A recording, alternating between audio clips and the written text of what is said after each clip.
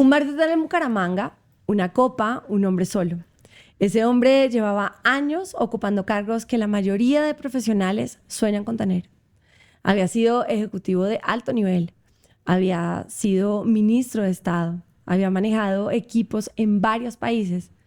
Y esa noche, después de apenas su conferencia número 25, tomó una decisión que cambió su vida para siempre. Dedicarse exclusivamente a ser conferencista y referente en el servicio y experiencia del cliente. Bienvenido a Un Murmullo con Propósito, donde exploraremos las historias y estrategias detrás del éxito empresarial. Soy Laura González, me encuentras en Instagram como @lagon90. Hoy estamos con Gabriel Vallejo. Gabriel, muchas gracias por estar con nosotros y qué delicia tenerte acá. Laura, muchas gracias. El afortunado y las gracias son mías por invitarme a tu podcast. Muy ilusionado de estar acá. Bueno, Gabriel, empecemos un poquito. ¿Qué fue lo que pasó por tu vida? El tema del servicio. ¿Cómo empezó tu vida primero? ¿Qué estudiaste? ¿En qué trabajaste? ¿Y cómo saliste de la parte profesional a este mundo del servicio y del amor por enseñarles a los demás cómo hacer cada empresa? Laura, yo creo que eso tiene que ver mucho con la vida mía, como yo crecí. Yo nací en Manizales, yo vengo de una familia de clase media. Mi papá se murió cuando yo tenía 2 años, yo literalmente no recuerdo nada de mi papá. Y éramos 6 hermanos.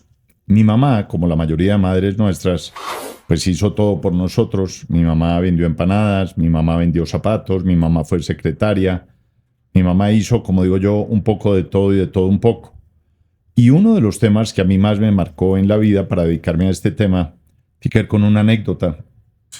Mi mamá, todos los 30 de cada mes, nos invitaba a los 6 a comer un pollo a Cocorico en Manizales, en la calle 23, que es la calle principal. Mi mamá tenía una costumbre y era que cuando íbamos a comer, pedía un pollo y era un pollo y una presa, pues no alcanzaba para más. Cuando mi mamá se sentaba, siempre se hacía contra el vidrio que daba a la calle. Y normalmente se le acercaba una persona de escasos recursos a mirarla. Mi mamá siempre hacía lo mismo. Cogía su presa de pollo, la ponía en una servilleta, se paraba, salía y se la regalaba. Yo estaba muy pequeño.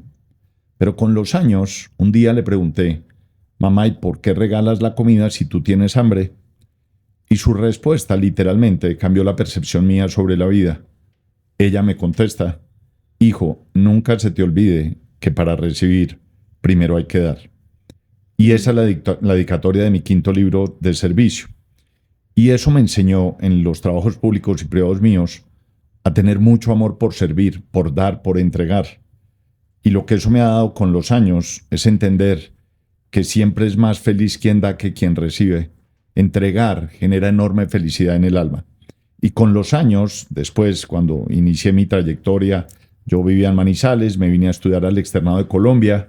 Al terminar mi carrera, le dije a mi mamá que gracias por el esfuerzo, pero que yo nunca ejercería el derecho porque no me había hecho feliz la carrera. Y ahí me dediqué un poco a todos los temas de management, de administración y demás. Y después me empecé a meter en el tema de escribir libros, dictar conferencias, hasta esa anécdota de la que tú hablas, donde después de un cargo público muy significativo para mí, de haberle podido servir al país, una tarde, un viernes a las 6 de la tarde en Bucaramanga, terminando un mundo de conferencias, me dije a mí mismo: esto es lo que yo quiero hacer, yo soy feliz en esto. Y llamé a mi esposa y le dije: a esto me voy a dedicar. Eso fue hace 13 años y eso es lo que hago todos los días de mi vida. ¿Cómo fue para ti trabajar en estas grandes empresas, sabiendo el tema del servicio al cliente, cómo era tan importante y que además en esa época, digamos que el servicio al cliente se veía un poco más que ahora? Ahora ya el tema de la inteligencia artificial y todo se ha vuelto mucho más, digamos que llevado el servicio al cliente al internet, a lo que pase. ¿Cómo fue para ti esa experiencia en esa época para hacer crecer esas compañías en servicio? Yo creo que tiene que ver con 2 temas. Uno personal, que es la historia de mi madre que te acabo de decir, y tiene que ver con uno profesional. Cuando yo inicio mi carrera profesional, yo empiezo a trabajar en una compañía de seguros, la Compañía Mundial de Seguros, y ahí me nombran director de recursos humanos. y ahí duró un año en ese puesto. Y tuve la fortuna de conocer a quien en ese momento era un líder en el tema de servicio en Colombia, que era Fernando Sánchez Paredes, el gerente general del Hotel Bogotá Royal, que en ese momento de mi vida era como el hotel icónico de Colombia. Con Fernando nos hicimos muy amigos. De hecho, los 2 primeros libros que yo escribí son con su coautoría. Pero en esa época recuerdo mucho que el gurú del mundo del servicio se llamaba Jan Carlson. Jan Carlson es un sueco que fue presidente de SAS, una aerolínea muy famosa, y escribió el libro más exitoso de servicio en la historia. Se llama The Moment of Truth, que es el momento de verdad. Él fue quien acuñó el concepto de cada interacción que un empleado tiene con su empresa es un momento de verdad. Y a mí se me volvió una obsesión Carlson, conocerlo, etcétera. Y a los 2 años logré traerlo a Colombia. Hicimos una gira por todo el país y terminamos siendo muy amigos. Y eso me marcó mucho. Me marcó mucho tratar de entender cómo lograba uno potenciar el servicio, que era aquello por lo cual los clientes pagaban. Me tocó mucho entender cómo lograba uno que los empleados hicieran lo que hacían, siendo felices en lo que hacen, pero sobre todo entregándole al cliente, que es quien paga mi sueldo, lo que hace. Y en todos los puestos públicos y privados que yo tuve, siempre como el dogma mío frente a los demás era dar, tener buena actitud, saludar, despedirse, lo básico. El servicio no son grandes cosas. El servicio son pequeños momentos memorables donde uno logra transformar la percepción del otro sobre lo que estamos haciendo. Ese es un poco como el contexto de por qué terminé metido en este tema y por qué esas experiencias fueron tan importantes para la actividad a la que me dedico hoy. ¿Cómo ves tú ahorita el tema de la inteligencia artificial en el tema del servicio en las compañías?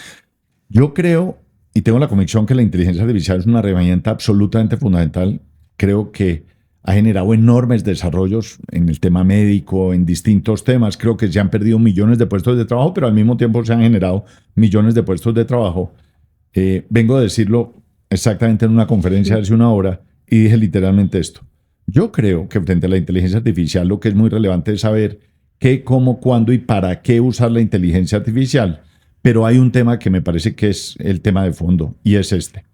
Es entender que las empresas o quienes dirigen las empresas no piensen ni sientan que la inteligencia artificial les va a solucionar problemas de servicio que llevan años sin resolver. Dicho de otra forma, si una empresa de cualquier sector financiero, comunicaciones, lleva 15 años maltratándote como cliente, no puede pensar el presidente de la empresa que ahora te va a decir a ti como cliente que como ya tiene un robot y un chatbot, va a mejorar el nivel del servicio. Porque los problemas de servicio no son de tecnología, son de cultura organizacional. Dicho de otra forma, la tecnología al servicio del servicio y no el servicio al servicio de la tecnología.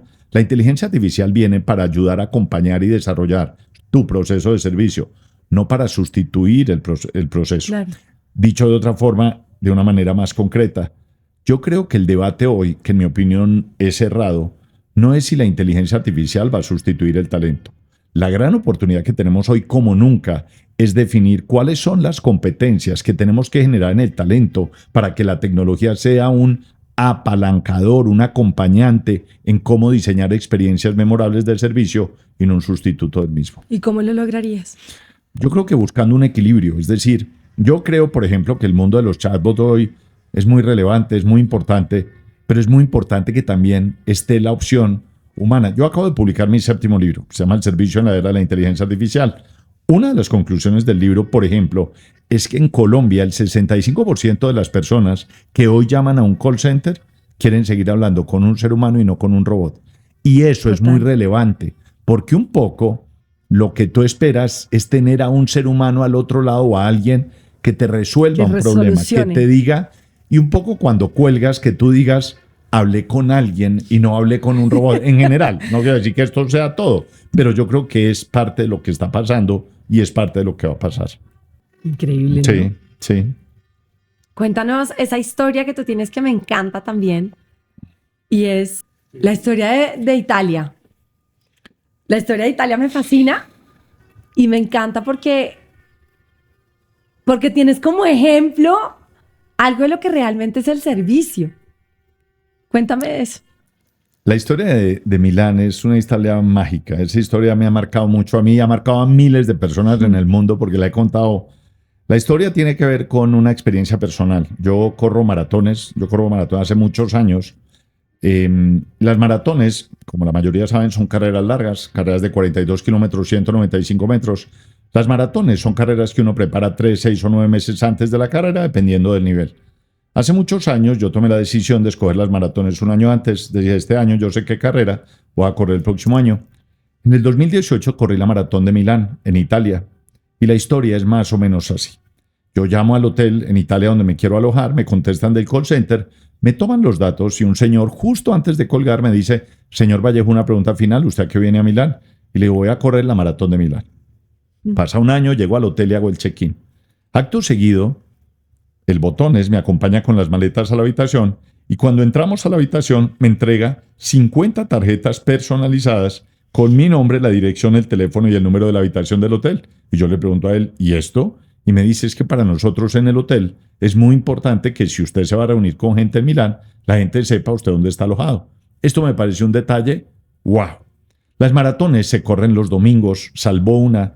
El sábado en la noche uno está muy azarado, uno lleva un año entrenando y en el caso mío son más de 4 horas corriendo. Entonces el sábado en la noche tú tienes que estar concentradito en tu carrera, pero además tienes que montar tu desayuno porque tú sales a correr a las 5 de la mañana. En el caso mío yo como bananos, entonces estaba en el restaurante del hotel y llamo al mesero y le digo, señor, necesito 3 bananos. Pasan 10 minutos y no me trae los bananos, lo vuelvo a llamar y le digo, ¿qué hubo de mis bananos? Y me dice, sus bananos están en su habitación. Subo a la habitación y me encuentro 3 bananos con una nota de puño y letra del mesero que decía mucha suerte en su maratón de mañana. Me volteo y encima de la almohada de mi cama hay una gorra nueva con una nota de puño y letra del gerente general del hotel que decía toda nuestra energía para su maratón de mañana. Me voy a la maratón, vuelvo de la maratón y cuando llego me bajo del taxi y la recepcionista me va a bajar. Sale corriendo a la puerta del hotel, se para con 2 meseros, 2 camareras y 2 botones y se paran literalmente a aplaudirme. Yo no sabía si salir corriendo de la pena o ponerme a llorar de la emoción. Pero donde literalmente me quebré fue arriba, cuando subí a la habitación. Subo y me encuentro un cuadro de este tamaño de cartulina, impreso por el hotel, con el nombre mío en la parte superior y abajo el tiempo oficial, hora por hora de mi maratón, firmado en el fondo blanco por el 100% de los empleados del hotel. Eso que te acabo de escribir es una experiencia memorable de servicio. Esa experiencia cuesta 0. Eso tiene una diferencia enorme con lo que nosotros hacemos. El gerente del hotel no reúne a todos los empleados 3 días antes y les dice ¿quién le sube 3 bananos a Vallejo el sábado? Las experiencias memorables salen del fondo del alma de los empleados. La razón de por qué el talento es la base de todo, pero es la esencia en el servicio, es por eso. Uno puede tener el mejor manual de funciones, el mejor Journey Map, el mejor Employee Map. Si cuando el cliente llega a tu empresa, el señor de vigilancia, la niña de recepción, no levanta la cara, no sonríe, no saluda y no se despide, no hay proceso en el mundo que te funcione, por una razón muy simple. Las experiencias memorables de servicio no son transaccionales, son relacionales, no son de procesos, son de personas. Y esa experiencia es realmente mágica. ¿Cómo lograr? Porque el servicio al cliente, yo quiero hablemos un poquito de la salud mental también.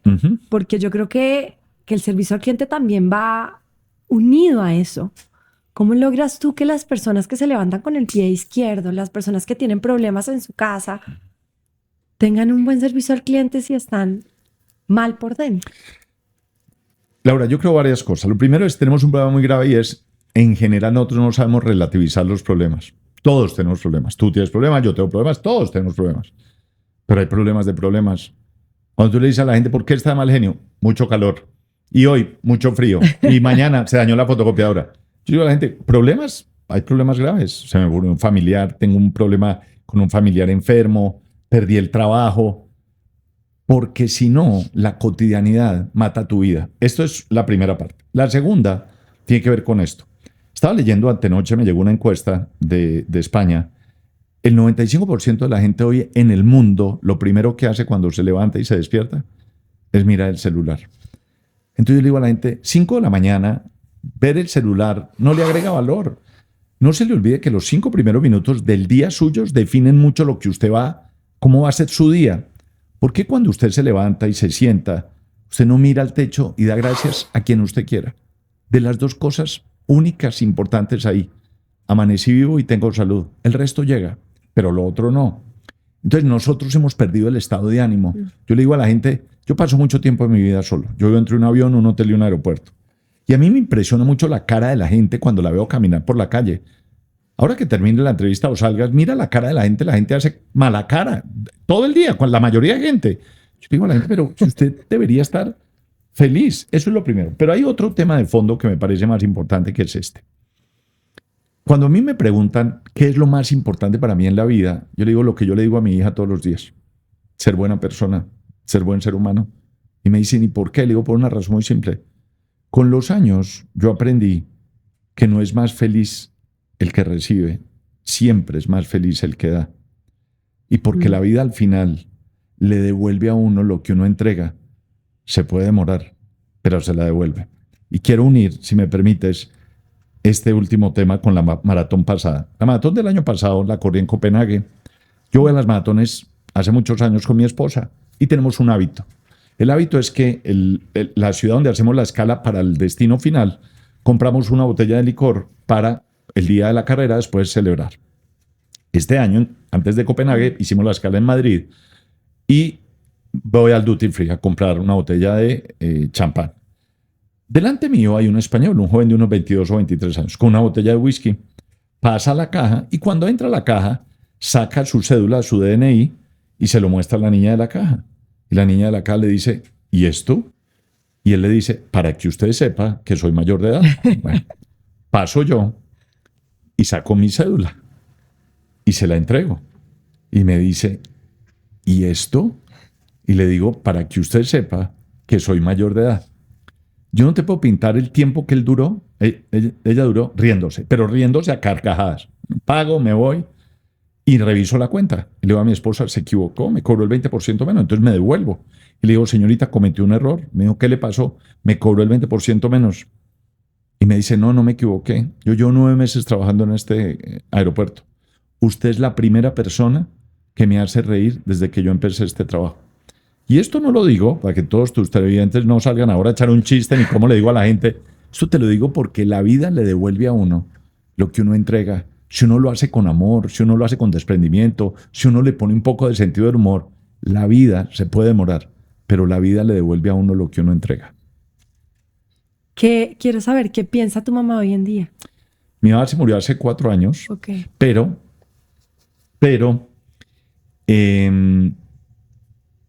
pero tengo como 2 sensaciones en la pregunta que me hace. La primera, mucha gente me pregunta si yo tengo amuletos para las conferencias. Amuletos digo hábitos, más que amuletos.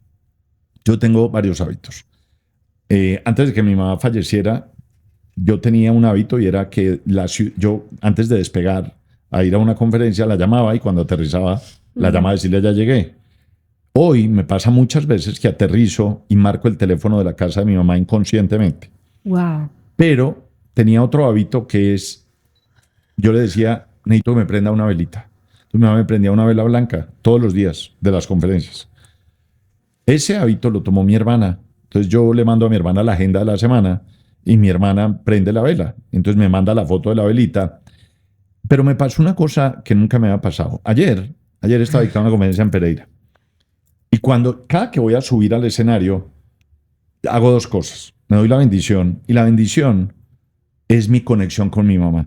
La bendición es decirle a mi mamá, aquí estoy por usted y lo que estoy logrando, lo logré por ti. Entonces ayer, en las sesión de preguntas, un señor del auditorio me dice, le tengo que hacer una pregunta porque no me resisto a no hacérsela. Entonces me dice, ¿por qué se da la bendición? Y yo me quebré en el sentido de que me cuesta mucho hablar de mi mamá tranquilamente. ¿Me entiendes? Es una cosa que me cuesta profundamente porque lo que mi mamá hizo por mí, por nosotros, yo no tengo cómo pagarlo ni cómo compensarlo, distinto a buscar ser cada día una buena persona, un buen ser humano. Entonces, cuando me paro ayer y le explico a él, para mí esa es como la conexión. Y he logrado conmigo mismo un diálogo con ella. Entonces, cuando yo tengo como dudas de vida, que las tengo igual que todos, yo le pregunto a ella y yo oigo la voz de ella como si ella me estuviera contestando. Es como cuando uno dice, mamá, tíreme un flotador o cuando hay conferencias que me estresan, hay unas conferencias delicadas. ¿De verdad? Sí, claro, yo le digo, mamá, tíreme un flotador porque estoy nervioso, estoy asustado o aquí no tengo muy claro esto, cómo manejarlo.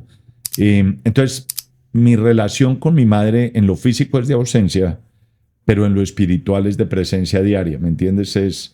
Siempre pienso en ella como con una gratitud y con un amor y con mucha humildad, porque mi mamá fue una mujer que con muy poca preparación, mi mamá escasamente terminó el bachillerato por la muerte de mi papá, logró todo lo que quiso desde sus posibilidades, haciendo lo que a muchos de nosotros nos hubiera costado mucho trabajo en términos de haber hecho la cotidianidad. Entonces tengo muy buena relación con mi mamá, esa es un poco la respuesta. Y cuando ella vivía, ella en ningún momento no te dijo nada respecto a lo que haces, no te dijo nada. Mi mamá tenía una ventaja enorme, que era una de las grandes virtudes que yo le veía a mi mamá. Mi mamá saludaba exactamente igual al presidente de la República que al señor que recogía la basura. Mi mamá saludaba igual al alcalde que a la niña que nos ayudaba en la casa. Mi mamá tenía una capacidad y una humildad que yo nunca en la vida he conocido, un sentido común. Pero mi mamá tenía una cosa con los 6 hermanos. Cada que llegábamos y le dábamos un beso, mi mamá me decía a todos, mijo, no se le olvide que lo más importante en la vida es ser buena persona. Y eso yo lo tengo marcado aquí. Y mis hermanos son gente maravillosa en general. Entonces, todos los días yo le digo a mi hija, yo tengo una hija de 18 años, cuando me dice, papá, ¿qué es importante? Yo le digo, hija, ser buena persona, saludar, despedirse, ser humilde, entender que la vida es pasajera, que los trabajos son temporales, que eso se lo aprendí a mi mamá. Me acabo de acordar ahora con esa pregunta que me haces, Laura, cuando tuve el privilegio y el honor de ser ministro de Estado, el primer día me reunimos en el despacho con todo el equipo. Nunca se me olvida que la directora de comunicaciones levanta la mano y me dice, ministro, le tengo una pregunta. Claro, ¿qué le pasa? Entonces me dice, si yo le preguntara a usted, ¿qué es para usted lo más importante que usted va a hacer en este puesto? ¿Usted qué me diría? Era la directora de comunicaciones, Natalia.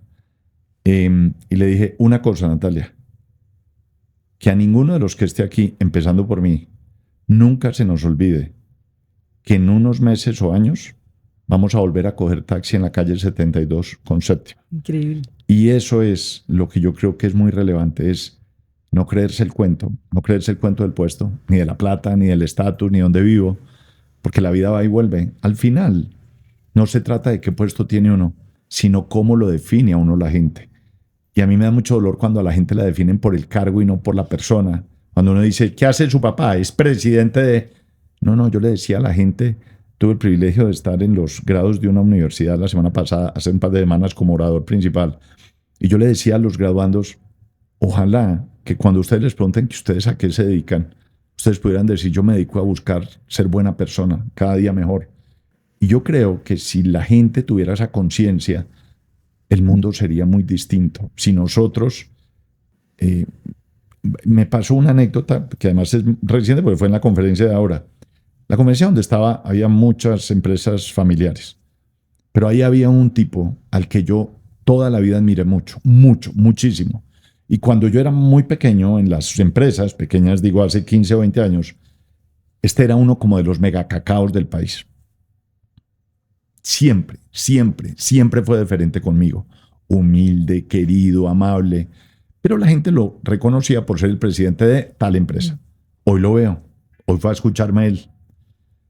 Y cuando yo miro, yo digo, las vueltas de la vida. Pero en la mitad de la conferencia, paré la conferencia, lo miré y le dije, y yo quiero que usted sepa que cuando yo lo veo a usted, si mi hija estuviera aquí, yo no le estaría diciendo, te presento a quien fue el presidente de esta empresa, sino te presento a alguien que cuando interactuó conmigo, me saludó con humildad, me habló con cariño y me enseñó lo que yo no sabía.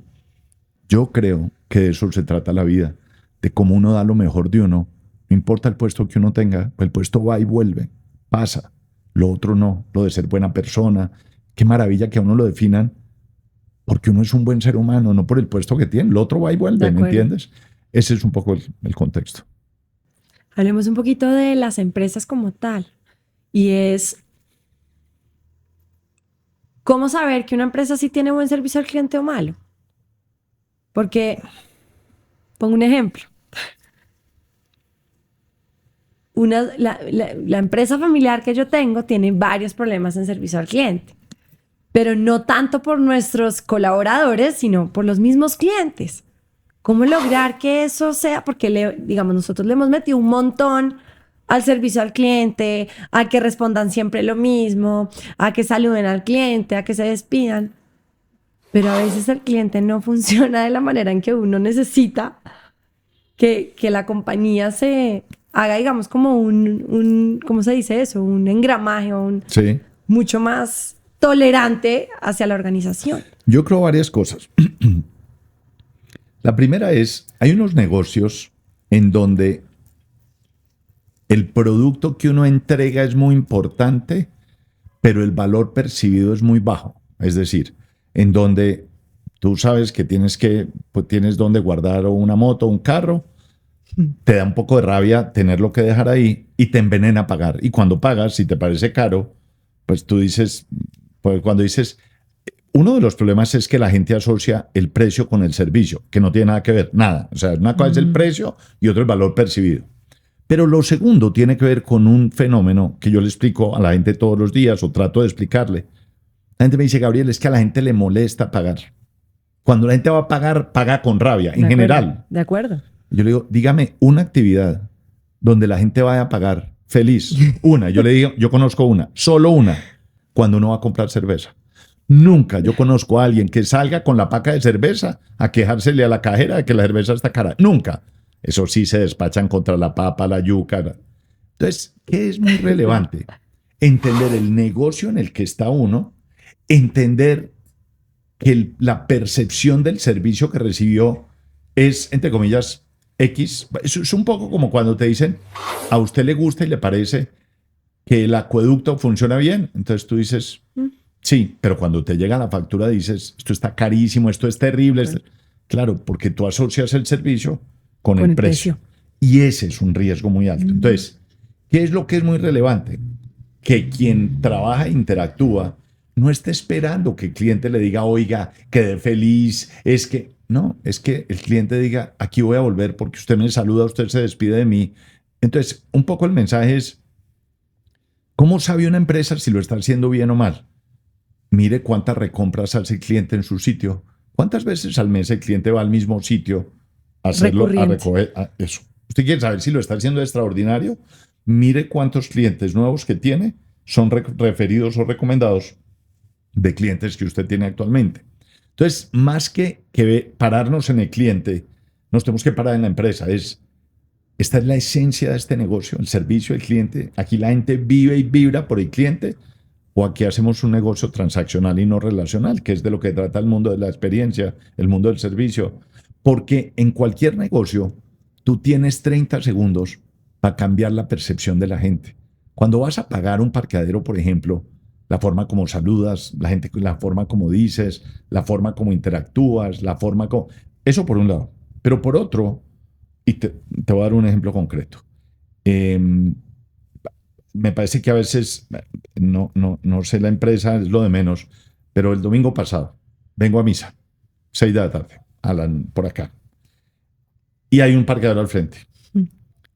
Entonces, el ABC del servicio te dice, oiga, cobre anticipado.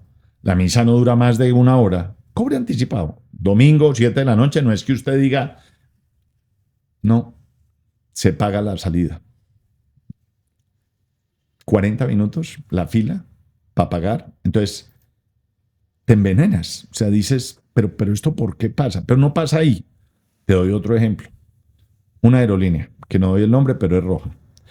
Piensa la última estrategia de la aerolínea, que es al revés. haces el check-in, entras al avión y entrando al avión, Te cobra la maleta. no, tienes que volver a mostrar el pasaporte hoy. Sí. Tú dices, oiga, Es verdad. pero ¿por qué? Y eso, entonces me dicen, pero ¿y esto es grave? Le digo, grave no, gravísimo. Porque la cola se forma y retrasa el vuelo. Y entonces yo pregunto, yo le digo a la Caro, oye, ¿por qué hacen esto? No, es que se nos coló una persona en... Pero usted no puede hacer esto. La señora que llega con 4 maletas, que no sabe Sí. dónde está el pasabordo, ya se lo muestro.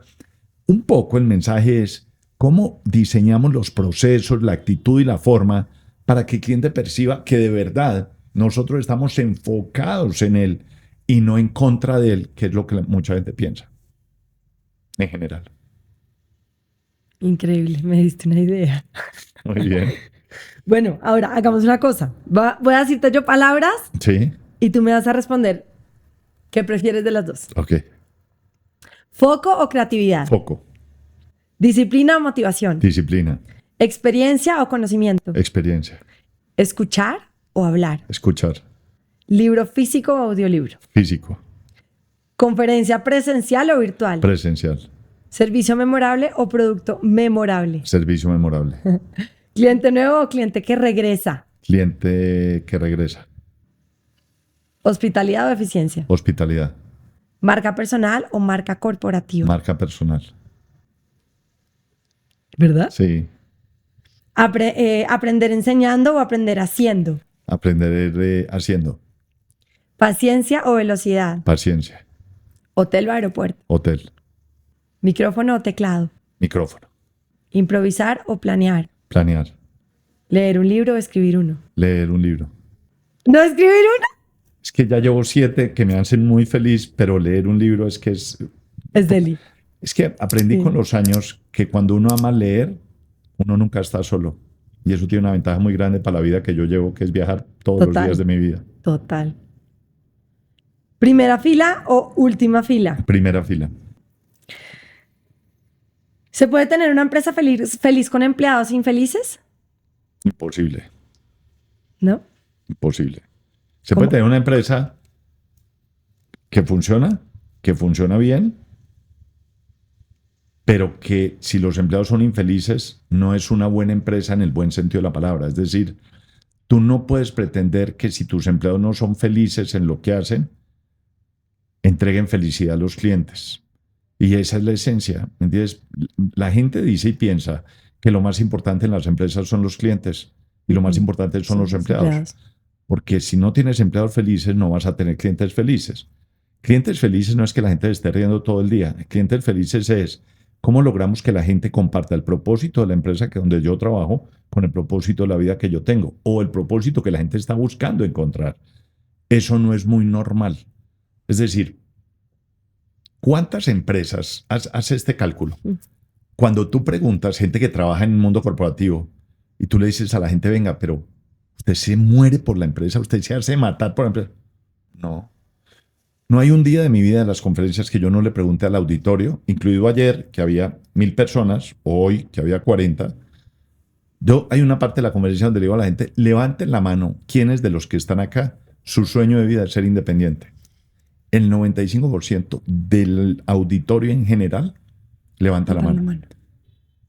Y yo digo, ¿y por qué pasa esto? Y una de las razones de por qué pasa esto es porque mucha gente no es feliz en el trabajo que tiene. Porque la gente cree que trabajar es la necesidad de ganarse una quincena y al final todos trabajamos por una quincena, pero uno tiene que buscar quincenas que lo hagan feliz, porque al final la vida es muy cortica. Entonces lo que no puede pasar es que uno llegue a los 90 años y uno diga, yo debía haber tomado una decisión de buscar unos nuevos caminos para hacer lo que yo hago. ¿Cómo lograr que la gente sea feliz sin... Uno se pone a pensar y uno dice, bueno, para que mis empleados sean felices, uno como jefe dice, necesitan más dinero, me imagino yo, internamente. Pero realmente no es así. ¿Cómo lograr que los empleados realmente amen la compañía y la sientan propia para que funcione todo lo demás? Yo creo que hay un error estructural en esto que acabas de plantear, es no hay un día, incluido hoy, en la sesión de preguntas donde la gente no me diga, Gabriel, es que la gente hoy en día no dura en los puestos de trabajo. Y la gente joven Menos. Entonces yo le pregunto a la gente, le digo, ¿y por qué cree usted que se va la gente? Y todo el mundo me contesta lo mismo, por plata. Y yo le digo a la gente no se va por plata. La gente se va por falta de liderazgo, porque no tenemos la capacidad de unir el propósito de vida de la gente con el propósito de la empresa donde usted trabaja. Hay gente que se va por plata, claro, ¿cuánto? El 10%. Y el otro 90%. ¿Por qué se va la gente? Porque, y yo le digo a la gente, no pretenda que un joven de 22 años, que se acaba de graduar de la universidad o del SENA, donde haya salido, usted le diga en la entrevista, mi sueño de vida es que te jubiles en esta empresa. Eso no existe. No. El reto no es si el joven le dura 3 meses, 6 meses o 9 meses. Su reto como líder es que los 9 meses que esté ahí, esté bien, y esté contento, y esté feliz. ¿Qué hace la diferencia? La cultura de la empresa. ¿Cuánto tiempo, que este es el punto de fondo, le dedica la gente a los empleados a la semana? A la vida de los empleados, no al trabajo de los empleados, a la vida de los empleados. Y la gente me dice, Gabriel, es que yo para eso no tengo tiempo. Si usted no tiene tiempo para sus empleados, usted no tiene tiempo para sus clientes, porque a sus clientes lo cuidan sus empleados. ¿Y qué quiere la gente? Lo que queremos todos. El mejor ejemplo es este, Martín. Martín es el vigilante que vive en mi casa, que duerme, que trabaja por la noche. Martín es un crack, lleva 20 años ahí. Me lo encontró hace un par de meses. Yo iba a dictar una conferencia a Panamá, 2 de la mañana. Voy saliendo al aeropuerto. Cuando salgo, le digo, Martín, voy para el aeropuerto. Si le sirve, lo llevo. Listo, don Gabriel, se sube. Ajá. Vamos hablando y en la mitad del trayecto le digo, bueno, Martín, ¿cuál es su propósito de vida? Y me dice, don Gabriel, muy fácil. Que mis 2 hijas puedan entrar a la universidad y que sean buenos seres humanos, literal. Por la noche, cuando estoy en el hotel, estoy en el baño mirándome en el espejo, me acuerdo de la conversación con Martín y veo a Martín al lado mío.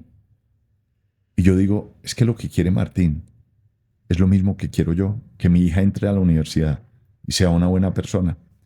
Todos, en general, queremos lo mismo. La gente necesita una cosa, o un trayecto, o 5 minutos, o 1 hora, que alguien le oiga la historia. La historia. Martín nunca me va a pedir plata, pero tú no sabes lo que Martín siente cuando yo le pregunto por las hijas entrando a la universidad.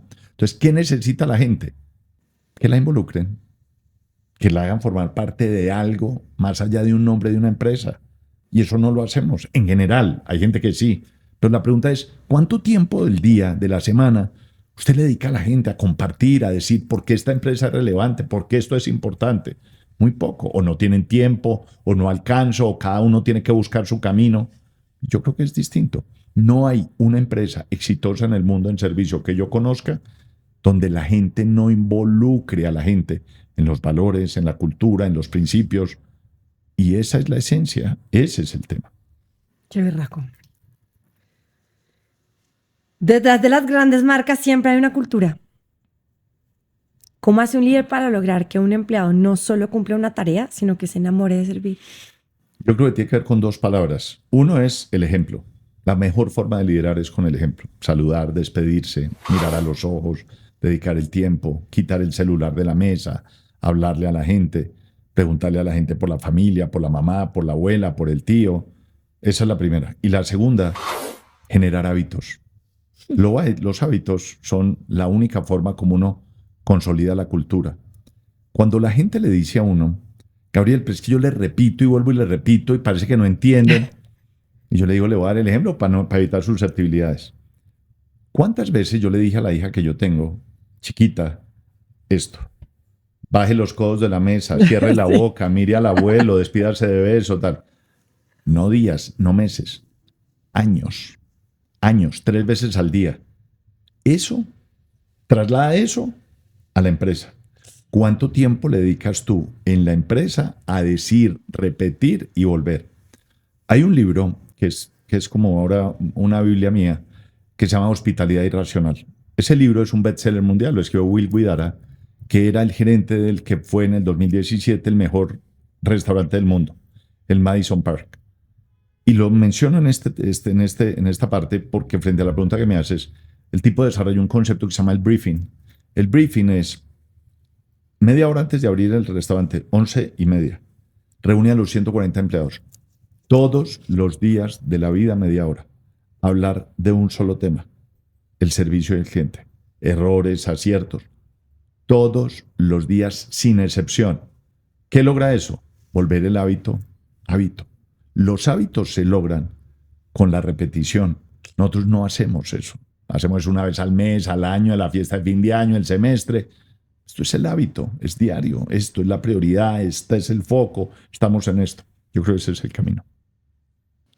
Hay muchas empresas que invierten millones en publicidad para conseguir clientes. Hoy en día más, ¿no? Pero los pierden por entender mal. ¿Cuál es el error número 1 que mata una experiencia de servicio? Yo creo que antes de la respuesta te diría lo siguiente. Hay un error, en mi opinión, el más grave de todos. El negocio del servicio no es de vender más. El negocio del servicio es de retener y fidelizar mejor. Las empresas, todas quieren tener más clientes. Quiero ver más gente, filas.